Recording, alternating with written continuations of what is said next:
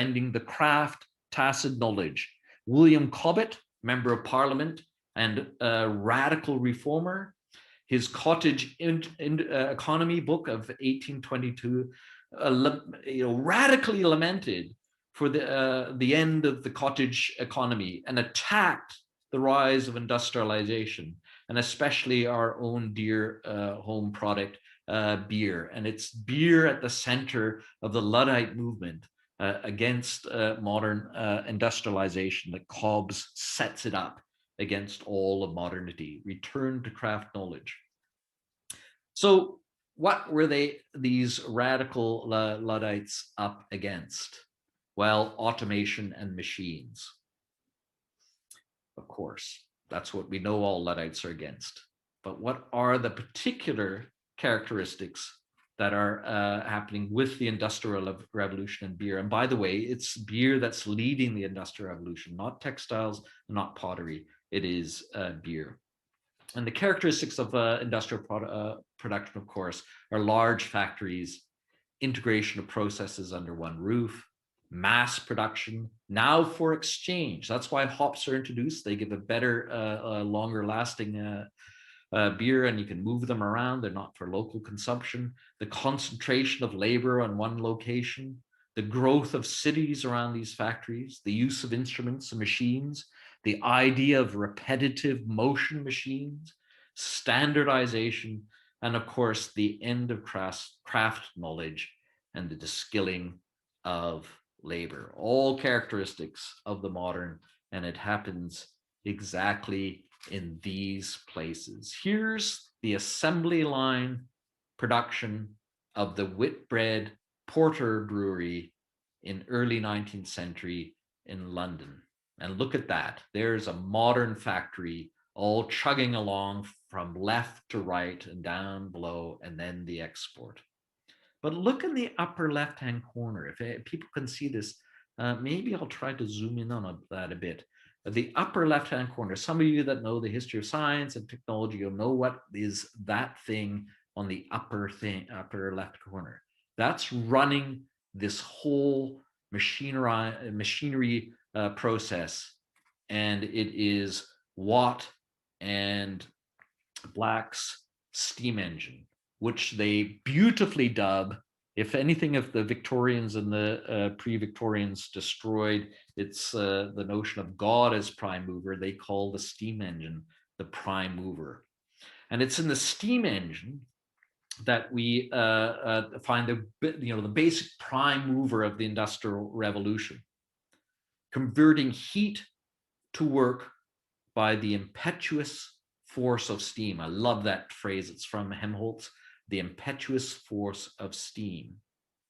Now, the Watt steam engine, it was invented by Black and Watt and formed its first application. People always associate the steam engine with textiles and pottery, but its very first application was in the Whitbread brewery. The brewers had enough money to buy these expensive new machines and run their factories on a new machine. And it's with the steam engine that we see the birth of modern laws of thermodynamics. By the way, the machine that's in the Whitbread brewery is still in working conditions. It was bought by Australians, funny, and it's there in the Museum of Technology in Australia, still working. So they made pretty good machines there. But it's in the steam engine, financed by the brewers, and its first application in breweries, that we find the birth of modern laws of thermodynamics. That is the conversion of heat to work and the Carnot cycle of the relationship between pressure, heat, work, and volume. And of course, the study of the associated laws of the transference of energy. First step, and I guess developing the laws of thermodynamics. But to get a full-fledged laws of thermodynamics, we have to see the completion of the laws going the other way. That is the converting of work to heat.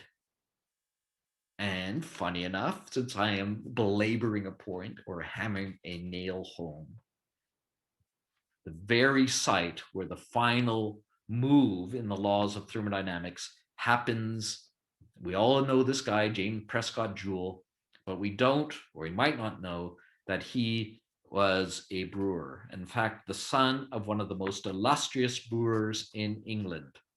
And it is Joule who uses the precision instruments of the brewery and the brewery mechanization to test and measure the conversion of work to heat, and then heat to work. And this is James Prescott Joule's famous experiment. You all know it. A weight drops, turns the paddles in a vat, which is a brewing vat, with a precise Fahrenheit thermometer measuring the slight change in temperature. And Joule, who creates the relationship between the work of the paddles and the temperature in the beer in the liquid, has now finished the laws of thermodynamics. My students recreate this experiment in our class, and we plot out the right. And it turns out that Joule, unlike most scientists, did not fake his data. It actually turns out pretty accurate, that you can get this relationship that he's describing. But you can't have people in the room because they heat up the liquid in the beer vats. So we isolated and ran these experiments, and it looks pretty close to what Joule said it was doing. The laws of thermodynamics. Brewing is responsible for them.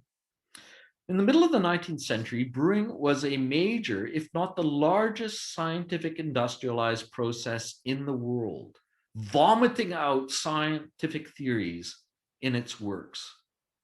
But what about fermentation and brewing? And here's the main question of life. What actually is fermentation?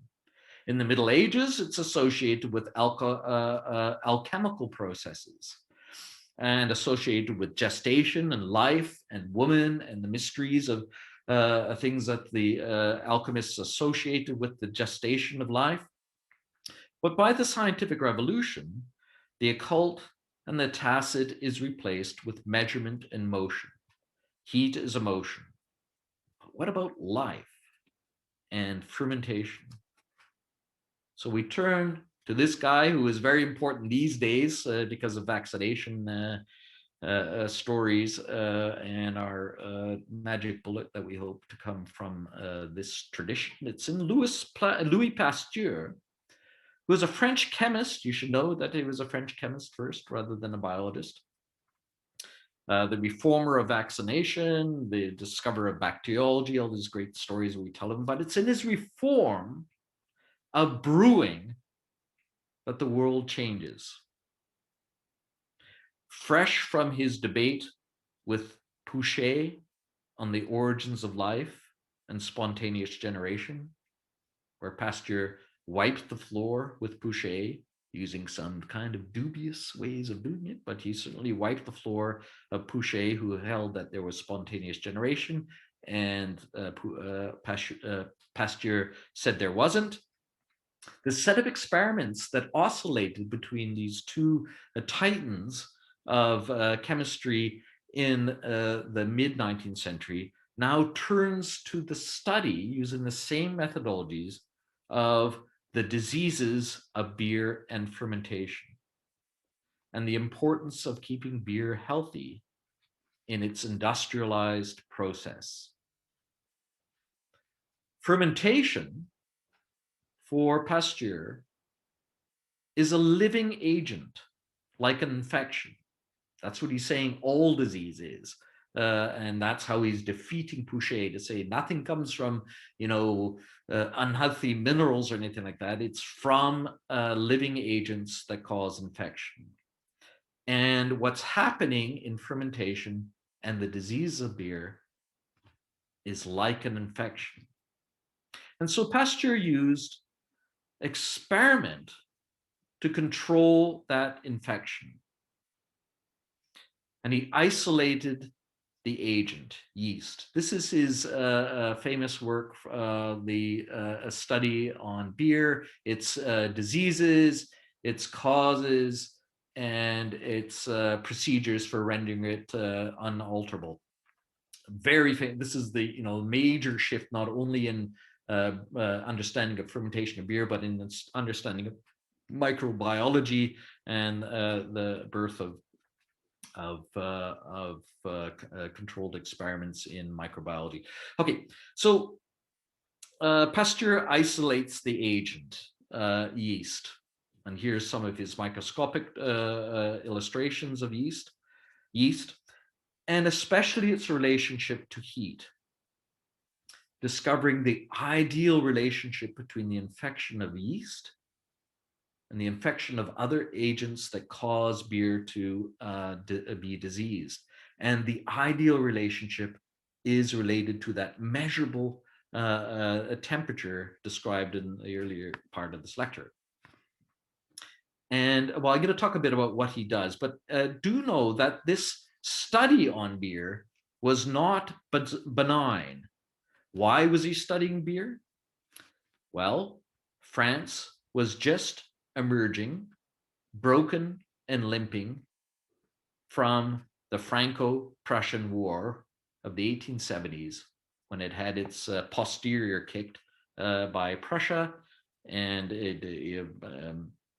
Pasteur's son was involved in the military operations, and it was a real national disgrace to France to be defeated by the rising imperial power of Prussia. Pasteur, an ardent French nationalist, was determined to destroy the Germans. And what is the major export that the German economy is built on?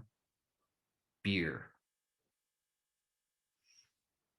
So violating any scientific ethics and search for the notion of commonality of truth, what Pasteur does is isolate the agent responsible, its primary conditions of its fermentation of temperature and volume and additions of substances to allow for fermentation. And he vows and makes it necessary that it is not going to be published in German, nor will the Germans have access to this scientific information. It's to be spread amongst the French allies, but the Germans are to be kept from the new process of fermentation. And in a very short time, German beer is destroyed. It's a major export, and it's wrecked by Pasteur. And he means this as a war against the Germans. Now, the German brewers that were huge turn their emphasis away from beer and towards chemistry of synthetic dyes and also munitions. So in the end, it doesn't actually work out that well for anybody that Pasteur beat the crap out of the Germans on their beer. But this is the main motivation for Pasteur's study of infection and eventually vaccination and microbiology, is to put the boot into the German beer industry. To discover this, though, Pasteur uses highly controlled environment bent on replication. And here's the pasteurization of 1871. And you can see, if I just put up 2 slides of the Brewster and her making a beer by tacit knowledge, now we have the observer as one that's observing measures temperature, constant regulation in a closed container, not an open fermentation, but now entirely controlled as a pasteurized process. And Pasteur continues in his what are they called? Quest or conquest to pasteurize the world. We live in a world of pasteurization because Pasteur spreads it across the world and makes us look like this on the slide. Now, here we see the final end to tacit knowledge and the victory of the notion of